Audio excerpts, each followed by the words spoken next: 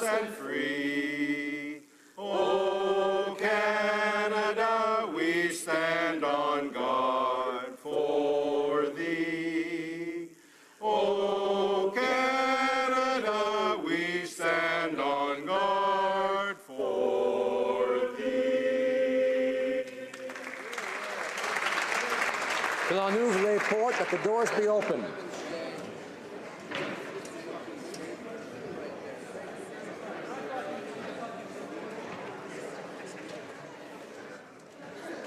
Alors, statements by members, déclaration de députés. The Honourable Member for Repentigny.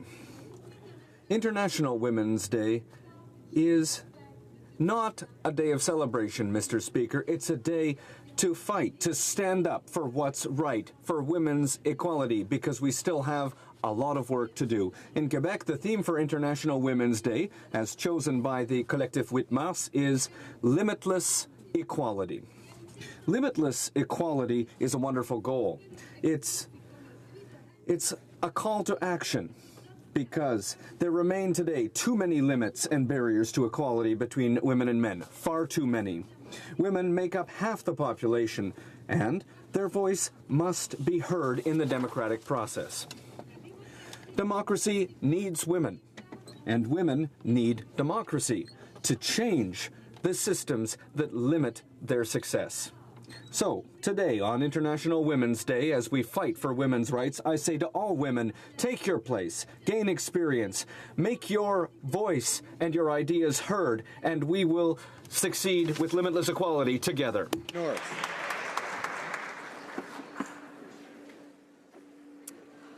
Mr. Speaker, on February 14th, tragedy struck my riding of Brampton North. Jyoti Kabadia and Iftikhar Niazi lost their lives alongside their oldest daughter, Amina, after a fire engulfed their home while they slept. If not for the heroic act of one young man, another life could have been lost that day. Sheldon Teague, the 19-year-old basement tenant, heard the screams of the youngest daughter, Zoya, and rushed in to go save her. Sheldon, we know that you fought hard to save all of them, and you wish you had. But your bravery saved Zoya, and for that, you will forever be known as a true hero. Mr. Speaker, in order to avoid tragedies like this, I encourage all Canadians to check their smoke detectors regularly so that no lives are lost by fires. I ask members of this to join me in thanking Sheldon for his heroic act that day and for inspiring us all. The Honourable Member for Richmond Centre. Mr. Speaker, it's my pleasure to rise on this day, International Women's Day, to highlight women in small businesses. In Canada, 47% of small and medium-sized enterprises are wholly or partly owned by women. As a former small business owner myself, I understand running a business requires dedication, hard work, and finding the right balance between business and family. We must continue to encourage and empower women of all ages to accomplish their goals. We also need to ensure that the right tools, mentorship, and opportunities are provided to guarantee the success of our small businesses. I hope this day reminds us that every day, women in Canada and around the world greatly impact our economies and communities for the better. We must ensure that all women have a chance to pursue their dreams. Thank you, Mr. Speaker. Honourable Member for Hamilton West and Castor Dundas. Hamilton. Mr. Speaker, in February of 2014, Hamilton City Council passed a motion declaring itself a sanctuary city. Since then, Hamilton has opened up its arms and its resources to Syrian refugees. And I am very proud today, on International Women's Day, to share a success story with this House. And this has to do with 3 Syrian refugee women, Rawawa al-Oliwi, Dalal al-Zubi, and Menahel al-Sharif. Mr. Speaker, for these women, English wasn't their first language, so they had to think of a way to communicate. And what better way, Mr. Speaker, than through food. Harem Kitchen was formed. Mr. Speaker, within 4 days they reached their first goal, and shortly after they had raised over $15,000. Months in, Mr. Speaker, the business is booming and they are cooking up a storm. Mr. Speaker, on International Women's Day, I'm here. I want to celebrate the success of these 3 entrepreneurial women and also celebrate my great beloved city, Hamilton, the sanctuary city. Thank you. The Honourable Member for Hochelaga. Today, for International Women's Day, at the initiative of Equal Voice, for a few hours today, the House of Commons was peopled exclusively by women, the daughters of the vote. But today, the seat belonging to my colleague from Newmarket Aurora was left empty. In a courageous gesture of protest to remind us of all the women who never reached their full potential or who had their political voice silenced by systemic violence, Arizu Najibzadeh chose to leave her seat empty. Thank you, Arizu, for reminding me that Canadian women earned the right to vote thanks to protest and not through silence. So, Mr. Speaker, today I am protesting as well, protesting the broken promises of this government, which could have taken measures to improve conditions for women through electoral reform and through pay equity. I protest on behalf of all Canadian women who count on us to effect change. Thank you, Mr. Speaker. The Honourable Member for Alfred Belin. Mr. Speaker, on this International Women's Day, as we call for limitless equality, I wish to salute the women who are my colleagues here in the House of Commons for their dedication to public service. I also highlight the incredible work done by my assistants and all the women who work on the Hill. And, of course, the women of my life, my mother, my sisters, and my wife, and, of course, all the volunteers in Alfred Belin. I also wish to continue to express my support for organizations like the Table de Concertation de Laval for the status of women, who do excellent work on behalf of women. I also salute all the young women, such as Alfred Belin's delegate to the Daughters of the Vote, who are fighting for equality every single day. I humbly believe that we, men, have a lot of work to do to catch up to Canadian women who are leading in all fields, and I hope that we will all continue to fight so that all women have the opportunity to succeed. Shout out to Nathan Scuderi, young artist from my riding who designed this tie. The Honourable Member for Saskatoon Grasswood. Mr. Speaker, it gives me great pleasure to rise today on International Women's Day to recognize 2 young women who live in my constituency of Saskatoon Grasswood, Mariah Hillis and Shakina Akhtar. Mariah, 4th-year University of Saskatchewan student who would like to pursue a career in social work, education, or law.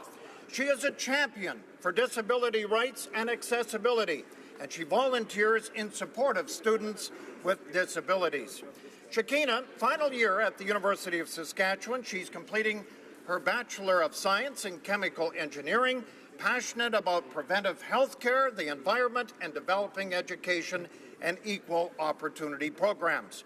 Mariah and Shakina are in Ottawa today to participate in the Daughters of the Vote initiative, marking 100 years of federal suffrage for women.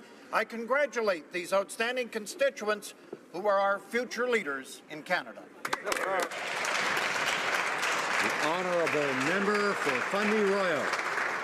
Mr. Speaker, I rise today as the first woman representative for Fundy Royal, the Dairy Centre of the Maritimes. Hear, hear. Hear, hear. On International Women's Day, I want to recognize the immense contribution that women have made and continue to make to agriculture in Canada. In fact, half of the new farmers in the Atlantic region are women. Bravo. I would also like to alert this House that next week is Agriculture Safety Week, which is why I proudly wear my Ag Safety ribbon today. I encourage all members to wear their ribbons next week to affirm their commitment to keep all Canadian farmers, farm families, and farm workers free from injury. Thank you, Mr. Speaker. The Honourable Member for Parkdale High Park. Mr. Speaker, every year on March 8th we celebrate International Women's Day, a day to recognize the profound contributions of women around the world and right here at home. On this day, I would like to recognize the Redwood Shelter, a centre for women fleeing domestic abuse and violence in my riding of Parkdale High Park.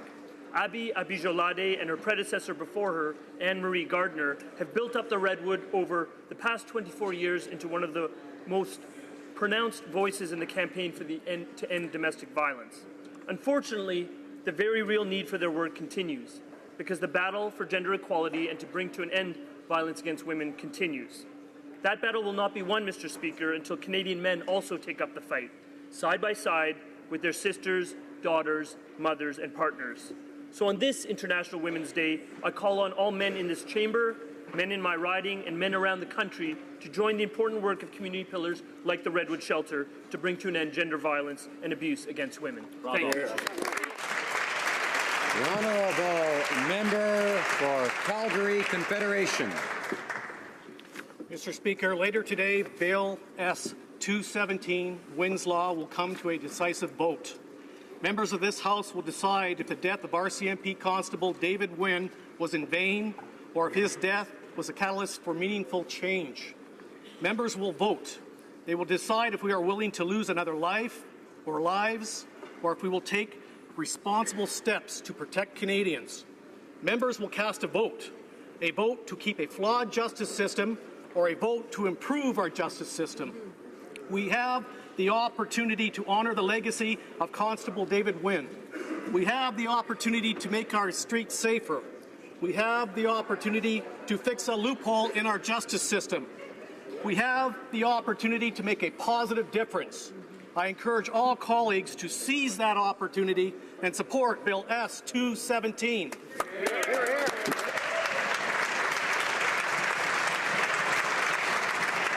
Honourable Member for Ottawa West Nepean. Mr. Speaker, today is International Women's Day, a time for us to reflect on the hard-won progress of women and their male allies toward real gender equality. It's a unique privilege to represent a riding with such a wide range of feminists coming from diverse horizons. Last week, I've had the honor of joining local women's organizations at the annual Ottawa Italian Women's Philo, the Ottawa Muslim Women's Organization, and the Somali Women's Circle Network. 2 days ago, we announced funding for Planned Parenthood Ottawa to combat sexual violence and reproductive coercion. And today, as part of Equal Voices Daughters of the Vote, we welcome young women from across Canada who are already community leaders. Je suis fière. I am proud to represent women who are champions of equality. Happy International Women's Day. Honourable Member for Humber River Black Creek. Thank you very much, Mr. Speaker. Mr. Speaker, organized labour has and continues to serve a crucial role in our society. From labour's earliest days fighting for safe working conditions, reasonable hours and decent pay, to more recent campaigns for improved pensions, job preservation and community betterment, unions give much to many. It is in this context that I rise to honour Joseph Mancinelli, the International VP and Regional Manager for Central and Eastern Canada for the Labourers International Union of North America. With Joseph's leadership, LIUNA has become one of the largest building trade unions, with some 150,000 Canadian members. These are families who contribute to Canada by working each day to build something we can all be proud of. I salute Joseph, his team, and organized labour across the country.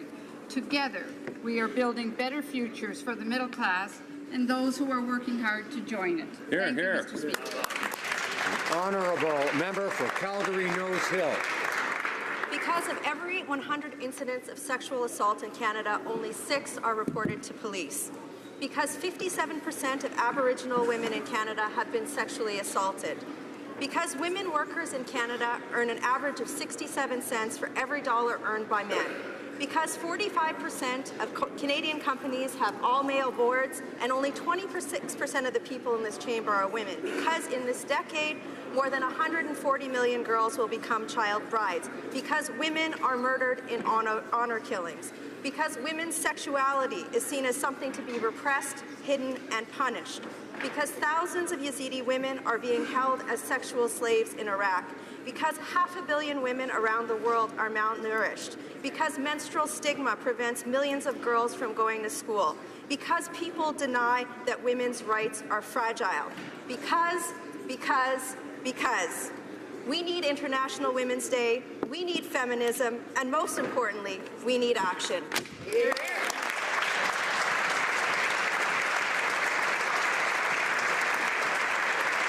Honourable member for Winnipeg South. Mr. Speaker, as part of International Women's Day, it is our honour to welcome 338 extraordinary young women to the House of Commons. They are here to represent every federal riding in Canada as part of the Daughters of the Vote initiative. These young women are the future of Canada's democracy. Today, they are experiencing the thrill of taking a seat in this chamber for the very first time. They are also making a powerful statement, showing us that they belong here. Their ideas matter. They belong because gender equality matters, Mr. Speaker.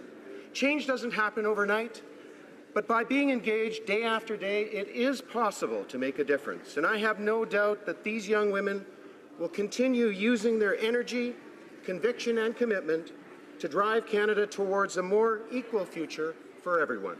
On International Women's Day, Mr. Speaker, that is something worth celebrating. Thank you, Mr. Speaker.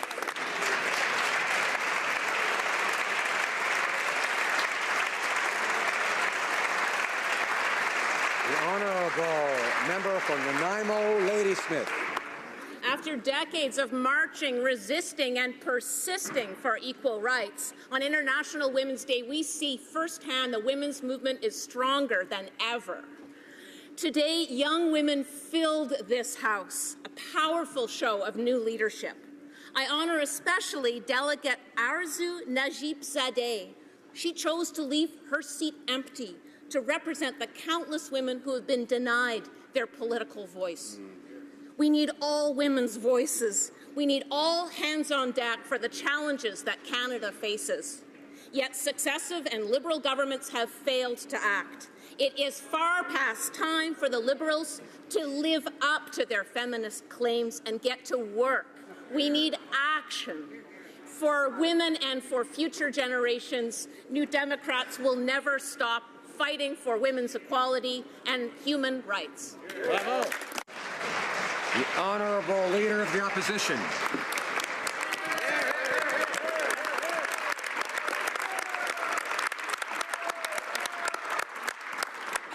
Today is International Women's Day, and Conservatives are celebrating the role of women in Canada's public life. We're encouraging the next generation of women and girls to reach even higher, and that's why we're so proud to welcome the 338 Daughters of the Vote into the House today. May Allah... But in fact, Mr. Speaker, they are a little rowdier than question period usually is. May Allah... But as we celebrate, we also need to look at the things that we can do to achieve equality between men and women. We also reflect on the ways in which we can build confidence in Canada's judicial system.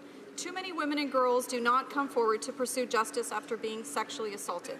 That's why I recently introduced the Judicial Accountability Through Sexual Assault Law Training Act, or the JUST Act, to improve the training of our judges in handling the most sensitive sexual assault cases. On this International Women's Day, I invite all members of this House to join me to assure that this bill gets passed. International Women's Day, Mr. Speaker, I'm inviting all members to join me in supporting this bill. Thank you.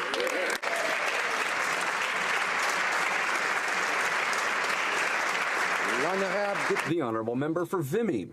Mr. Speaker, today we celebrate International Women's Day, which is an annual occasion to honor the contributions made by women to society and reminds us that we need to work tirelessly to achieve equality of the sexes. As member of the Standing Committee for the Status of Women, I had the privilege of speaking to the 338 delegates of Daughters of the Vote, where we discussed the progress made by pioneers of women's rights in Canada, and we discussed the importance of being leaders in the fight for women's rights and equality. Equality matters.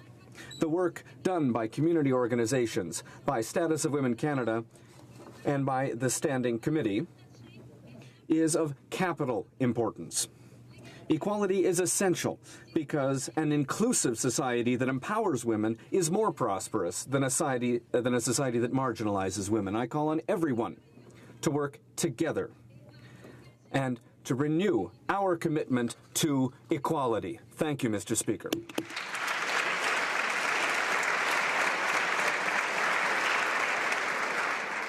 Questions orales, oral questions. The Honourable Leader of the Opposition.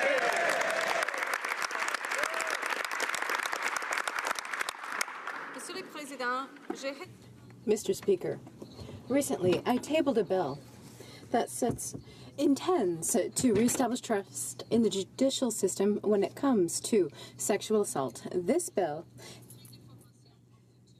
intends to offer training to future judges and wants to ensure that a larger number of decisions are rendered in writing. Does the Prime Minister agree that we should all work together to pass this bill? The Right Honourable Prime Minister. Mr. Speaker, every sexual assault survivor should be treated with compassion and respect, especially when going to try to get justice before the courts. I think it is very important to ensure that we are doing everything we can to protect and encourage these women and sometimes men to come forward and get justice after they have been assaulted. I am very pleased to say that we are going to be able to discuss this important issue because of the bill being tabled. The Honourable Leader of the Opposition. Last week, a Halifax taxi driver was acquitted of sexual assault charges. The circumstances are disturbing, and incredibly, the judge ruled that, quote, clearly a drunk can consent. Now, countless legal experts have pointed out the mistakes in this judgment. I've introduced a very common sense bill to make sure that judges aren't making basic errors, or even worse, painful comments that make victims think twice of ever pursuing justice. Will the Prime Minister support moving my bill to committee this week and help restore confidence in our justice system for victims of sexual assault? Right Honourable Prime Minister.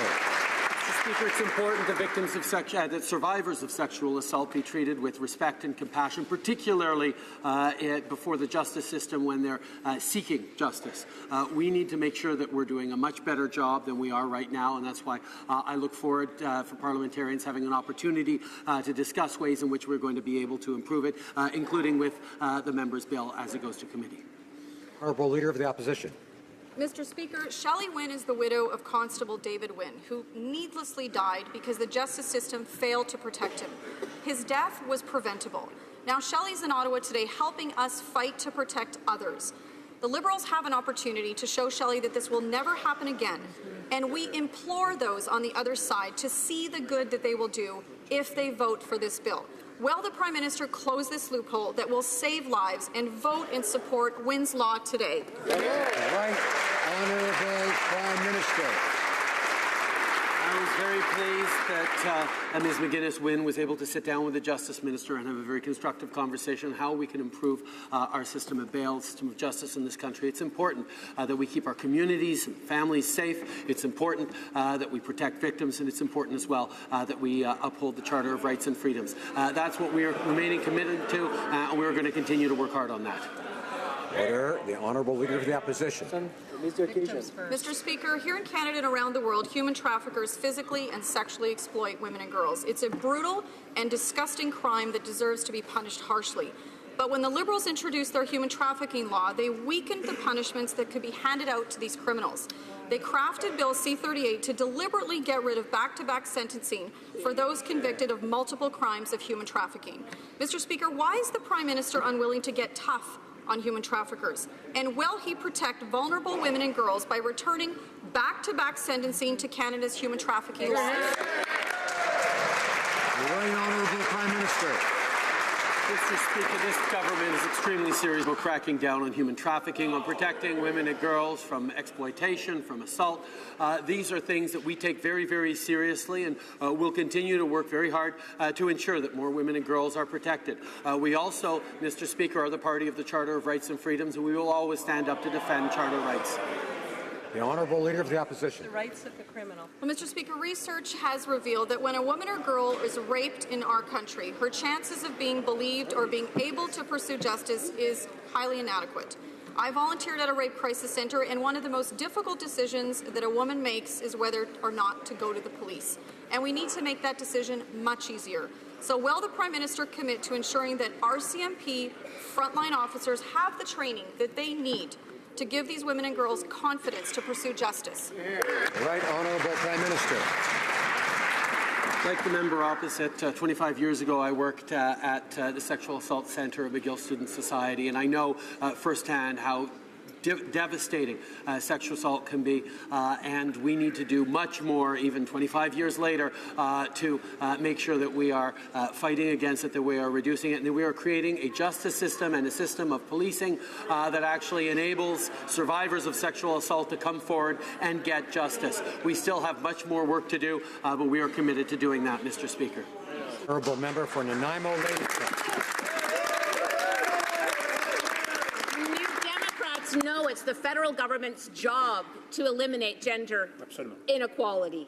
Words are not enough. Women want concrete action, and we have waited far too long. Pay equity is a fundamental human right. Countries like Iceland not only made pay equity the law, but they're now demanding that corporations prove that they are not paying women less than men.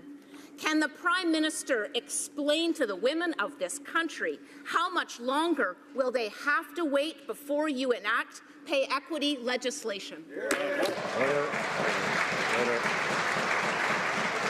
I remind the honourable member to direct her comments to the chair, the Right Honourable Prime Minister.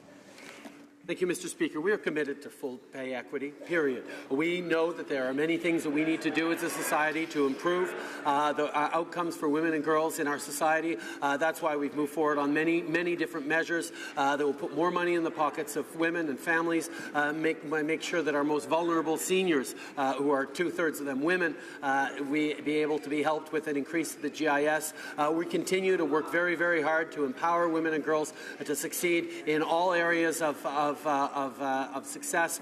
We know we have much more work to do, and we will do that, Mr. Speaker. The Honourable Member for Saint-Hyacinthe-Margot. Mr. Speaker, the Prime Minister has repeatedly told us that he is a proud feminist and even voted for a motion saying that pay equity is a fundamental right. Unfortunately, his government is asking Canadian women to wait yet another year. But they have waited long enough to have their rights upheld. It has been 12 years since the Pay Equity Working Group published its report. Why is he refusing to uphold this fundamental right? And why is he not demanding pay equity now? The Right Honourable Prime Minister. Canada is well aware of the advancements that we have made when it comes to pay equity and the work that we are doing to help women to succeed on the labour market. We know, however, that there is more work to be done, and I congratulate every organization and group that is continuing to demand that more actions be taken. We will continue to work hard to ensure that here in Canada, every woman has the same opportunities as any man. The Honourable Member for Saint-Hyacinthe-Margot. Mr. Speaker, everything is pointing to the government supporting our motion demanding tax fairness now. We know that actions are more important than good intentions. My question is a simple one. Will the Prime Minister tell us when he intends to table his plan to end penalty-free amnesty deals and renegotiate tax agreements with countries identified as tax havens? The Right Honourable Prime Minister. Mr. Speaker, we take tax evasion and avoidance very seriously. That's why we invested $444 million in the last budget so that the CRA can go and find fraudsters and counter tax evasion. That's what Canadians expect us to do, and that is what we will continue to do, and we will work hard to make sure it is done. Once again, no answer from the Prime Minister. Let's try this again. The Canadian government is missing out on $9 billion in lost tax revenue every single year. Imagine what the government could properly fund with that money. We heard from women this morning about their priorities. Pharmacare, childcare. These could be realities, and all because the richest would simply be forced to pay their fair share. So 2 very clear questions for the Prime Minister. Will he vote in favour of the NDP motion on tax fairness? And will the Prime Minister end all penalty-free amnesty deals for tax evaders? Right Honourable Prime Minister. Mr. Speaker, we take fiscal avoidance and tax dodging very seriously. This is why we put $440 million in last year's budget so the Canada Revenue Agency can go after tax frauds and tax cheats. We continue to understand that this is a priority for Canadians. It's a priority for us. Everyone needs to pay their fair share of taxes. That's exactly what we're ensuring happens. Honourable member for Haldeman Norfolk. Well, Mr. Speaker, under the previous Conservative government, we introduced a low-tax plan for seniors that removed over almost 400,000 of them from the tax rolls. As part of this plan, we increased the age amount tax credit by $2,000 for low and fixed-income seniors. Now, the Finance Minister has indicated that everything's on the table to bring in more revenue for this government to waste. Will the Finance Minister commit to not slash the age amount tax credit and instead protect our seniors? The Honourable Minister for Social Development. This opportunity to remind all members of this House of the important agenda that this government has followed in order to help vulnerable seniors, and all seniors in fact. We have decreased the age of eligibility to old age security from 67 to 65 years old, which means that 100,000 vulnerable seniors will not need to enter into severe poverty. We have also enhanced the Canada Pension Plan so that future generations of seniors will also be able to live decently and adequately. The Honourable Member for Haldeman Norfolk. Monsieur le Président, pendant la... Mr. Speaker, during the election campaign, the Liberals promised a modest deficit of just $10 billion, a promise which they immediately broke. They also promised that they would not put an end to income splitting for seniors. We all know that the Liberals have always failed to deliver on their promises to Canadians. Will the Minister of Finance commit today to not eliminating income splitting for seniors? The Honourable Minister of Social Development. Thank you, Mr. Speaker. Yet again, I am very pleased to have this opportunity to mention two other things that we have implemented over the last few months. We have increased the Guaranteed Income Supplement, which is to the benefit of 900,000 seniors in Canada, takes 13,000 of those seniors and gets them out of poverty, because it's an amount of up to $1,000 extra per senior. And we have also increased it by $200 million funding for housing to help many of seniors who are living in deplorable living conditions to have better access to housing and improve our society. Mr. Speaker, 2016 was a difficult year for our small business owners. Their hiring credit was axed, their payroll taxes were increased, and they didn't get the tax cut the Liberals promised. Now, small businesses are being targeted by these Liberals for being too small. And the Prime Minister accused small businesses of existing solely to avoid tax. Will the Prime Minister finally listen to our entrepreneurs and cut their taxes in the upcoming budget? Honourable Minister of Small Business and Tourism. I appreciate the opportunity to rise in this House, especially on International Women's Day. And I wish everyone the best on this day, especially our women entrepreneurs. We know that this government has committed to making more opportunities for underrepresented groups. We are working better with entrepreneurs. We are listening and engaging with small business owners. We are speaking to their customers so that we can create the opportunities they need to create. The solutions that our small business owners have are not only good for Canada, but they are amazing for export markets. We will continue to open up those markets so that we can encourage our small business owners to export as well. Thank you, Mr. Speaker. Honourable Member for Lakeland. Mr. Speaker, the Alberta Urban Municipalities Association says the Alberta government is breaking their agreement to flow $300 million of Building Canada funds to local municipal projects. Instead, it's going to pay down the Alberta NDP's out-of-control debt. The infrastructure minister keeps falsely repeating that this money is building infrastructure and creating jobs. Municipalities need infrastructure now. When will the minister tell the Premier this isn't a slush fund, and when will he finally stand up for communities in Alberta? Honourable Minister of Infrastructure and Communities.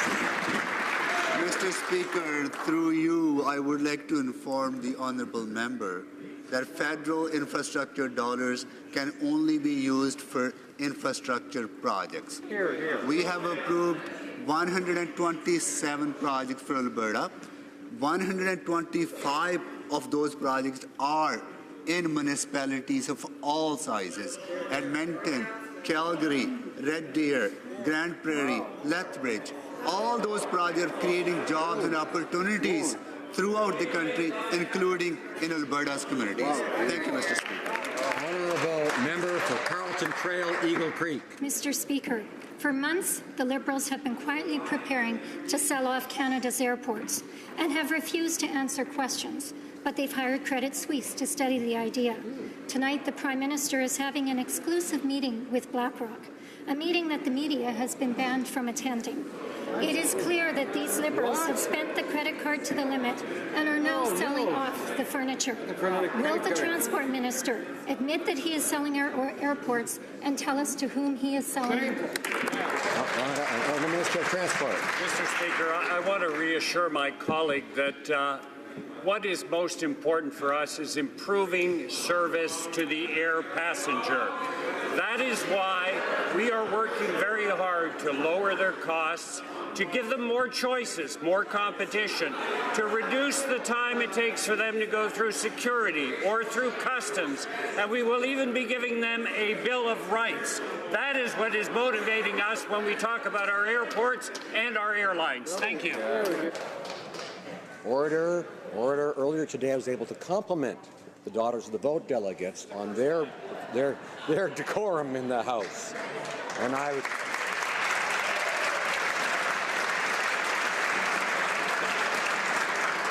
they were occasionally rowdy in support of each other. But I would love to thank everyone here for the same kind of thing. However, let's all listen to the honourable member for Carleton Trail, Eagle Creek. Thank you very much, Mr. Speaker. By not answering the question, the Liberals are just trying to hide the fact that the Finance Minister will put a big for sale sign on Canada's largest and most important airports.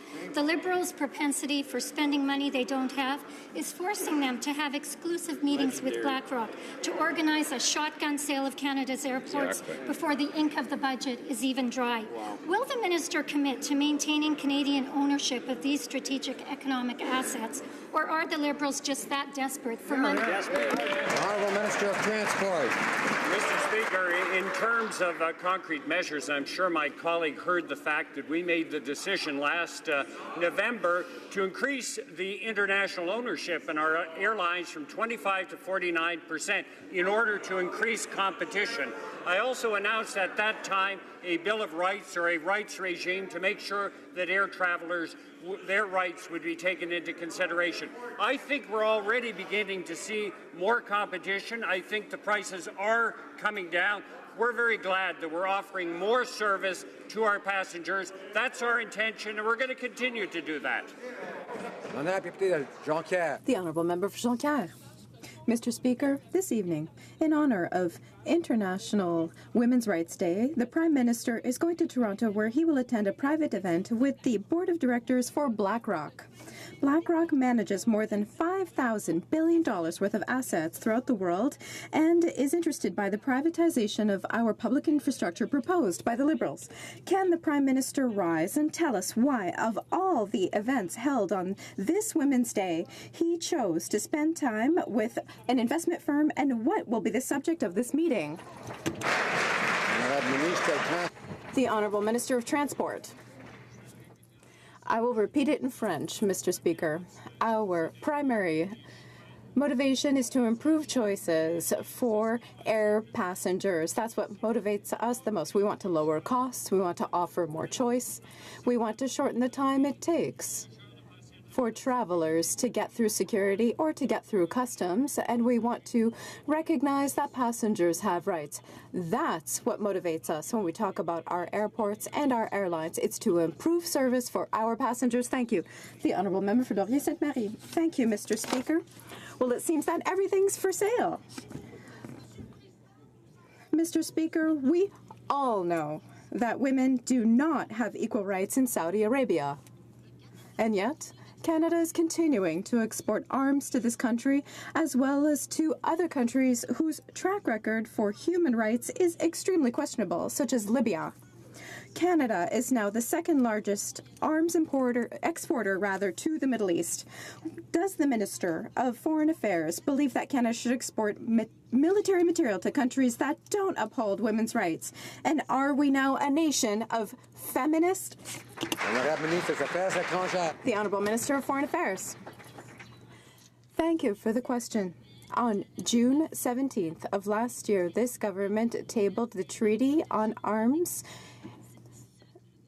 Trade, which the Conservative government did not do. We respect our commitment to Canadians to promote responsibility, transparency, and accountability. It is the right thing to do, and we will make changes, legislative changes, very shortly. Mr. Speaker, yesterday when asked a serious question about his ethical lapses, the Prime Minister said that he will, quote, continue to demonstrate the kind of openness and transparency Canadians expect. So let's see if there's even an ounce of truth in that statement, because I'm going to ask a very direct, straightforward question to the Prime Minister. Let's see if he answers.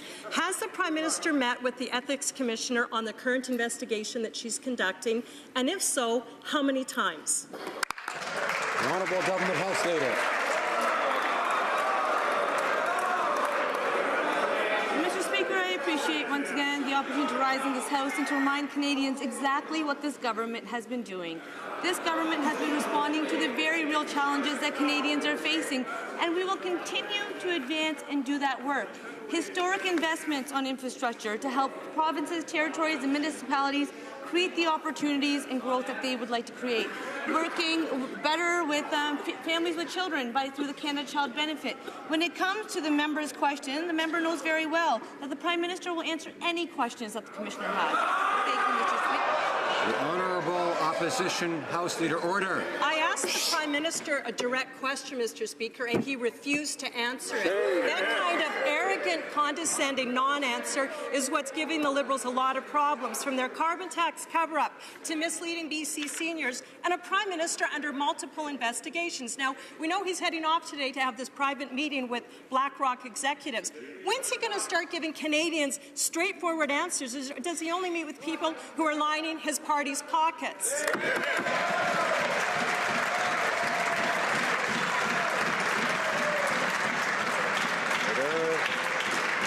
The Honourable Government House Leader. Order. Mr. Speaker, a historic day today in the House of Commons. 338 women took these seats. And you know who was available to them? The Prime Minister. The Prime Minister spoke to every single woman. Order. Order. It's not the day for this. Most members in all parties are able to sit through a question period without reacting to what they hear, and to wait their turn, whether their turn comes today or not. The Honourable Member for Sarnia-Lambton. Well, Mr. Speaker, it's clear these Liberals don't care if they break the rules. First, the Prime Minister traded cash for access against the ethics rules. Then he broke the law when he boarded a private helicopter for a winter vacation. He's in trouble with the Ethics Commissioner, the Lobby Commissioner, and the Language Commissioner. His ministers are now taking their cue from him, and now we see the Innovation Minister misleading Canadians about Ombung insurance. Will the Prime Minister start following the rules and call on his ministers to do the same?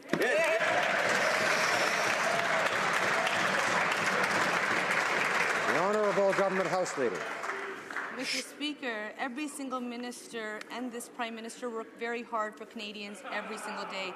Every single member of Parliament, at least on this side of the House, works hard for their constituents every single day. I encourage every member to do the work that they were elected to do. I know that we can work better together. When it comes to the question that the honourable member poses, she knows very well that the Prime Minister will answer any questions that the Commissioner has. Thank you, Mr. Speaker. Order. We know that members on all sides of the House work very hard. The Honourable Member for Sarnia-Lambton. Monsieur le Président. Mr. Speaker, Canadians expect that their Prime Minister and their ministers behave with integrity. The Prime Minister continues to break his own rules, rules for ethics, and rules for dealing with lobbyists. Will the Prime Minister start to lead with integrity and tell his own cabinet and his own office to do the same? The The Honourable Government House Leader. Canadians expect to have a government that works very hard for them. They are the people we work for every single day. That is why we cut taxes for the middle class, and that is why we are making historic investments in infrastructure. We will continue to work for all Canadians every single day, and I encourage the member to work with us to ensure that we can work better together. Thank you, Mr. Speaker.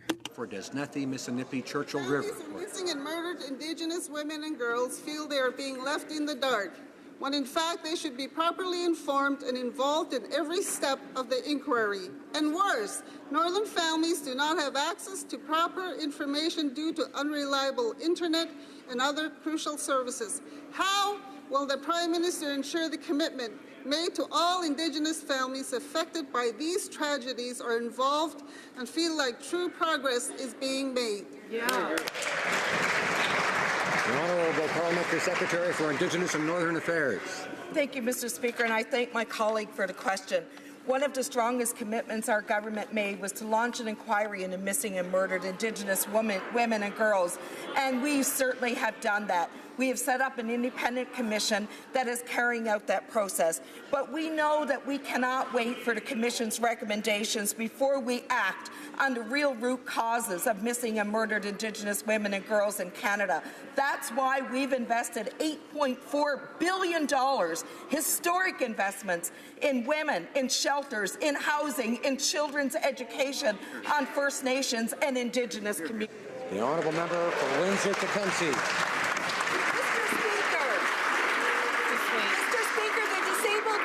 Network notes the rates of sexual, physical, and verbal violence across Canada are at least 3 times higher for young women and girls living with disabilities.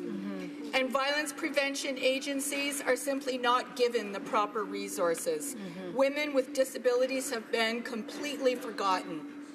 On this International Women's Day, will this government commit to taking leadership to address the enormous gaps in violent prevention policy and program delivery for this vulnerable population?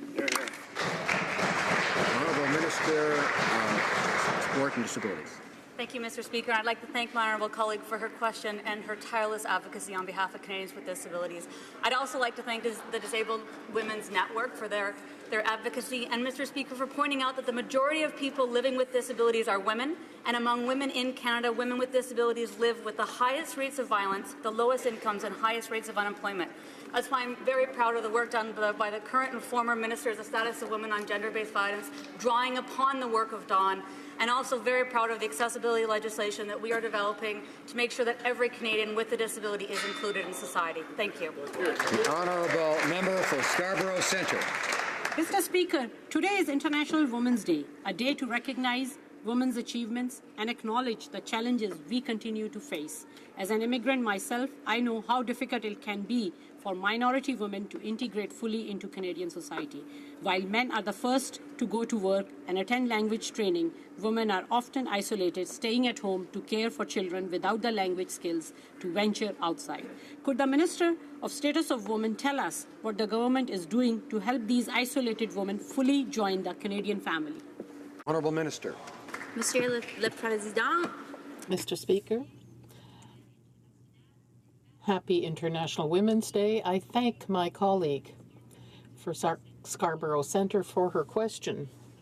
They were reminded that gender equality benefits our society and our economy. And we know that a barrier to gender equality is access to childcare services. That's why we've introduced the Canada Child Benefit Plan. That's why we're developing a framework for early learning and childcare. And that's why we're increasing funding for services like childminding to ensure refugee women can settle and integrate into our communities. The Honourable Member for Kamloops Thompson Caribou. Mr. Speaker, after discussing the deal at a Cash for Access fundraiser, the Prime Minister agreed to sell BC care facilities to a company Chinese with questionable ownership.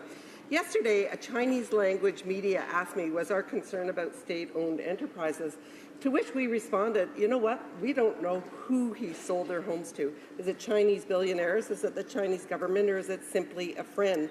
So we do want to ask again, whatever the answer is, it's unacceptable that he's not sharing it with Canadians who owns their homes. Honourable Minister of Innovation. Mr. Speaker, I'm surprised again why the Conservative Party, in particular this member, is opposing global investment into Canada. We understand that we want investments into Canada to grow the economy, to create opportunities for Canadians, and to create jobs. This investment and this transaction was followed in the Investment in Canada Act. We did our due diligence, we followed the process, and we determined it was an overall net economic benefit. That's the decision we made, Mr. Speaker, and that's why the British Columbia government and the Health Minister also provided the operating licenses for these retirement care facilities, which are managed and operated by Canadians for Canadians. Honourable Member for Kamloops, Thompson, Caribou. Mr. Speaker, seniors in my riding are writing and phoning my office every day. They want to know simply who is responsible for these facilities. If families and patients have complaints, it is lost in an accountability fog. They either don't know the answer or they know the answer and they're not willing to tell us. So if he won't stand up in this house and tell us who owns the homes, will he table the documents that were done in terms of their due diligence around ownership of en banc insurance? Honourable Minister of Innovation. Mr. Speaker, we've been very clear that we follow the process. We do our due diligence. Under the Investment in Canada Act, there's clear criteria that's determined that any transaction has to be in our overall net economic benefit for us to proceed. We made that determination based on the facts. And the facts are that this particular transaction will provide additional resources to retirement concepts so they can expand and provide better services to seniors. They can expand and create more jobs, Mr. Speaker. This is good for the healthcare sector, this is good for the economy, and this is good for British Columbia.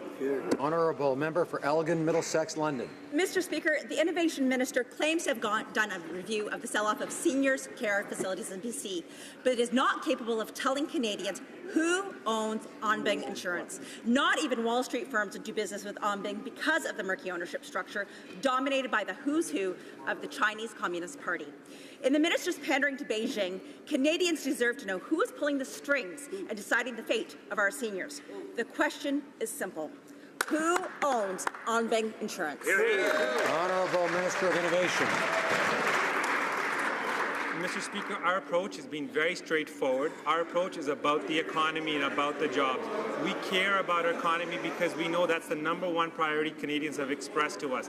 And part of that challenge is making sure that we attract investments to Canada. We believe in global investment. We believe in the opportunities that it presents to our businesses. And any decision under the Investment in Canada Act is taken very seriously. We do our due diligence. We do our homework. We make sure we follow the process. And under the Investment in Canada Act, this particular transaction was in the overall net economic benefit. That is why we approved the project.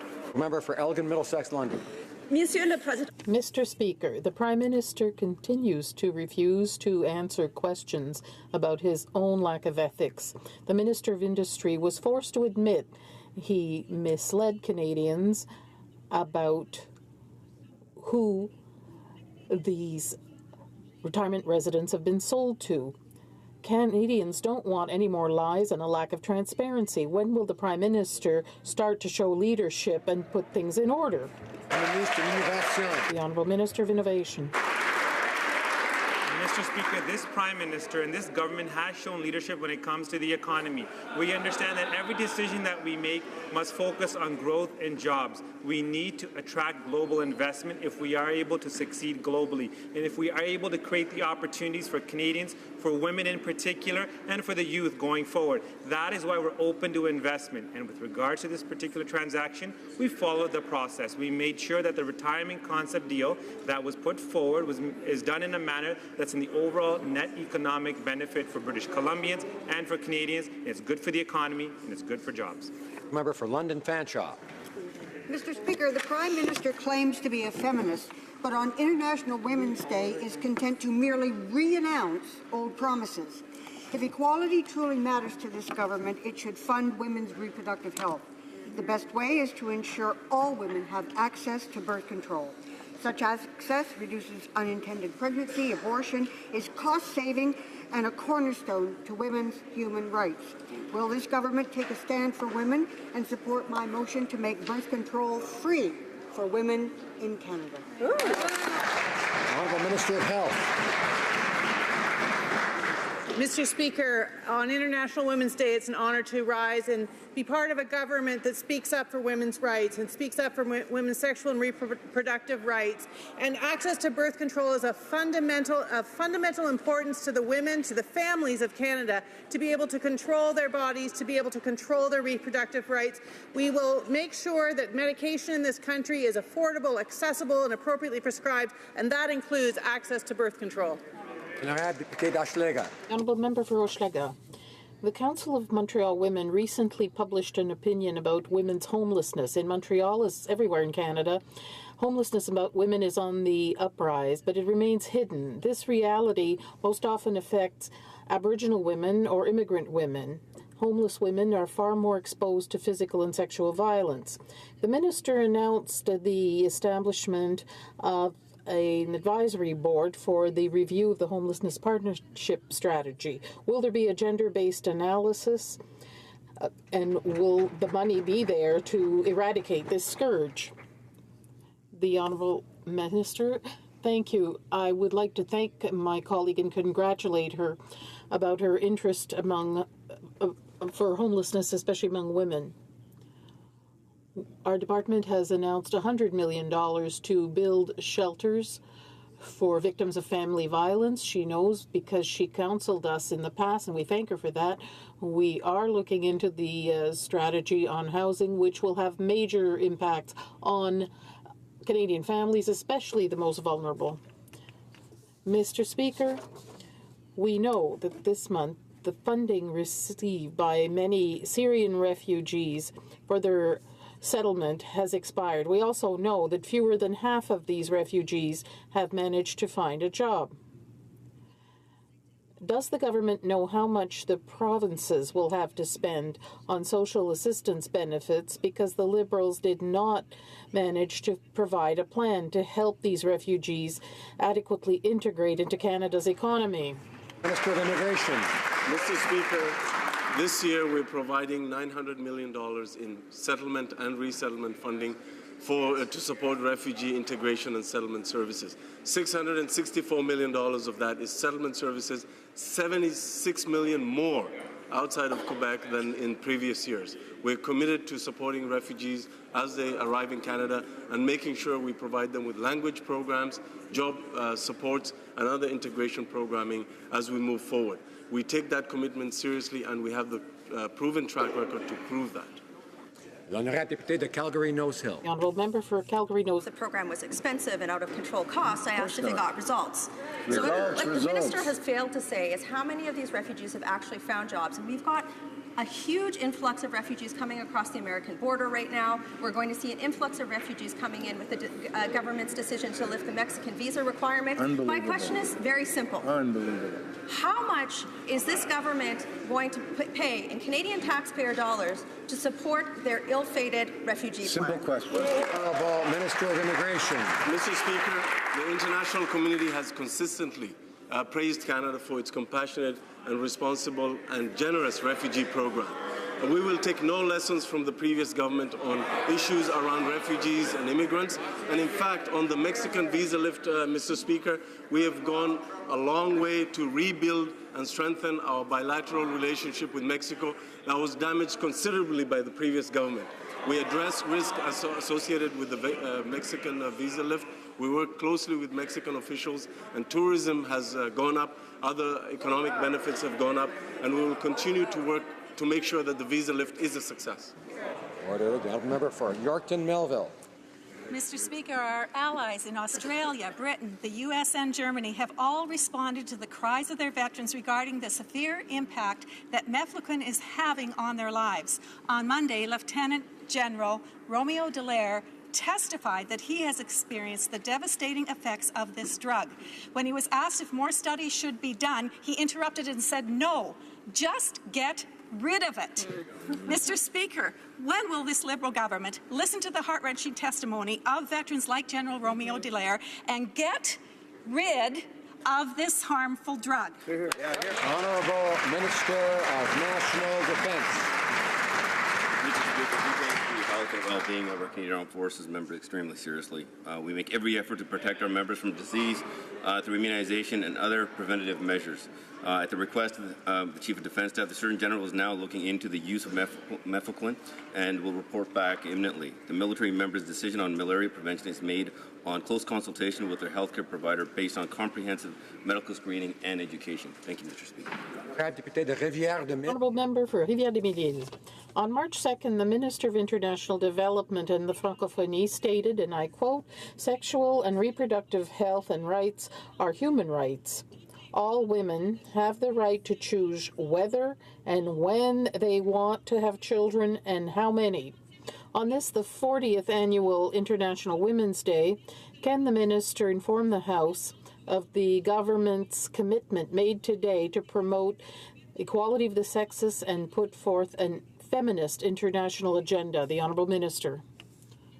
Thank you, Mr. Speaker. I thank my colleague for Rivière-des-Mille to give me this opportunity to inform the House that this morning, with the Prime Minister, we had an opportunity to make a very important announcement. $650 million over 3 years will be invested in sexual and reproductive health and rights in fragile states, to provide sex education for girls and boys, family planning, access to contraception and abortion where legal, and defend women's rights, because human rights includes women's rights. The Honourable Member for South Surrey White Rock. Well, thank you very much, Mr. Speaker. Yesterday, the Liberals voted against releasing information regarding how much their carbon tax will cost Canadian households. As well, they have not included any information on what sectors will be exempted from the carbon tax. Mr. Speaker, can the Minister tell the House who will be exempted, and will they guarantee their national carbon tax will actually be revenue neutral? Honourable Minister of Environment. Thank you, Mr. Speaker. I'm very proud to stand up on International Women's Day as the first woman elected to Ottawa Centre.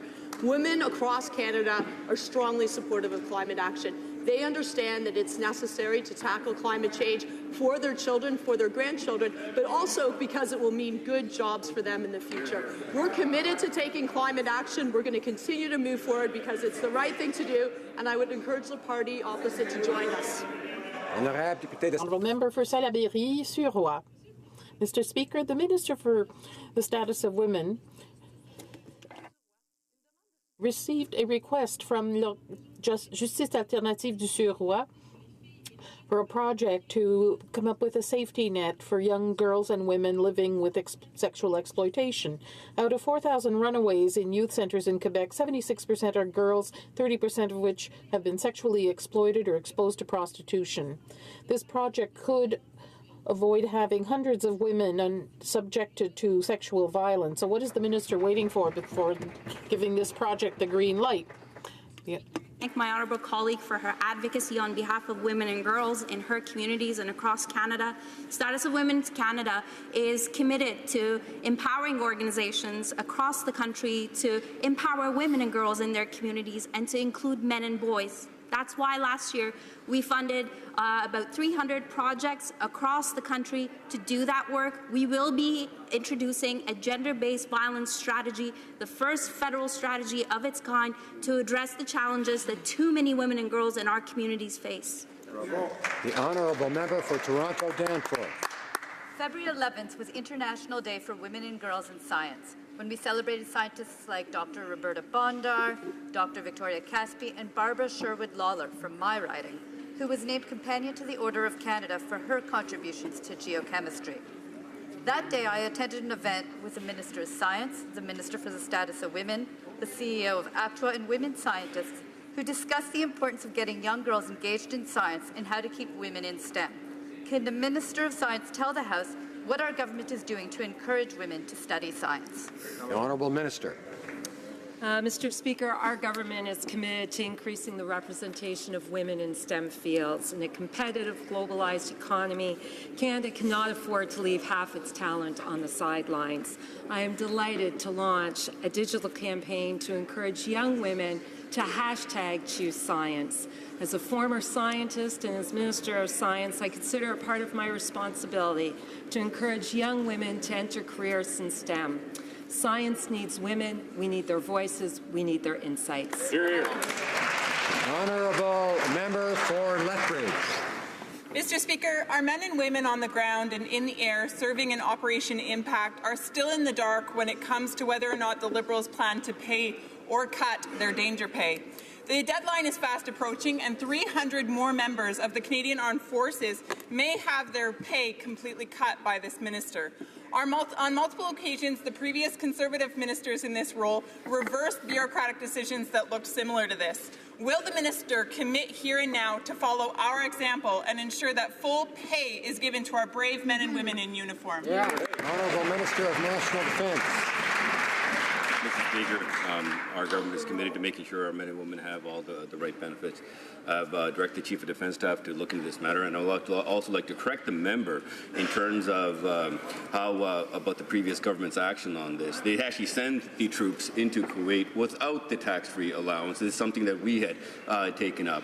And there were rules that were placed in in 2014 that resulted in some of the inequities that we see right now. And that's the reason why we're looking into this matter, so we can solve this issue, Mr. Speaker. Thank you. The Honourable Member for Saanich Gulf Islands. Thank you, Mr. Speaker. In addition to this being International Women's Day, it's also a deadline for the Minister of Health for comments on the federal framework on Lyme disease.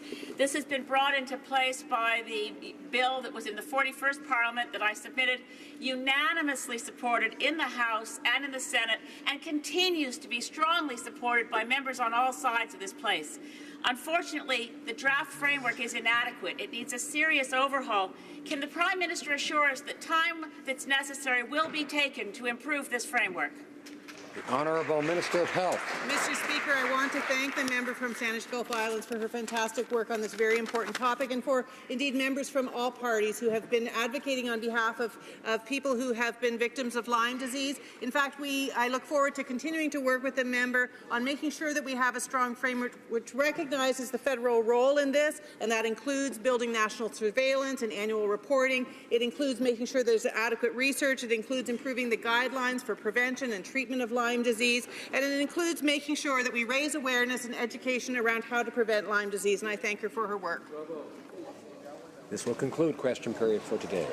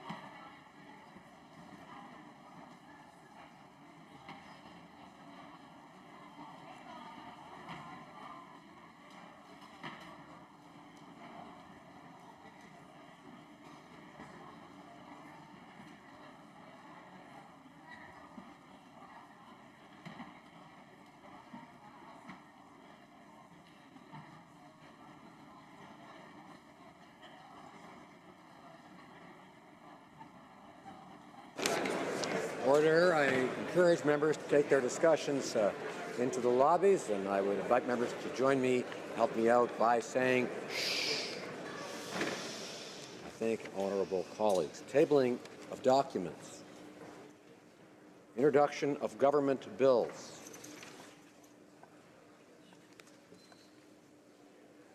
Ms.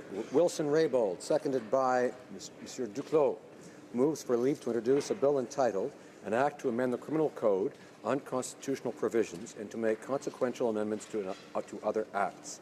This motion is deemed adopted. Ms. Wilson-Raybould, seconded by Mr. Duclos, moves the bill be now read a first time and be printed. This motion is deemed adopted. First reading of this bill, première lecture de ce projet de loi. When shall the bill be read a second time? At the next sitting of the House. Statements by ministers. Reports from interparliamentary delegations. The Honourable Member for Sackville, Preston, Chesapeake. Thank you, Mr. Speaker. Pursuant to Standing Order 34.1, I have the honour to table, in both official languages, the report of the Canadian Parliamentary Delegation to La Francophonie concerning its participation in the meeting of the political committee of the APF in New York, United States of America, on April 11th to 13th, 2016. Thank you, Mr. Speaker. Presenting reports from committees. The Honourable Member from Miramichi, Grand Lakes. Thank you, Mr. Speaker. Mr. Speaker, I have the honour to table in both official languages the 5th report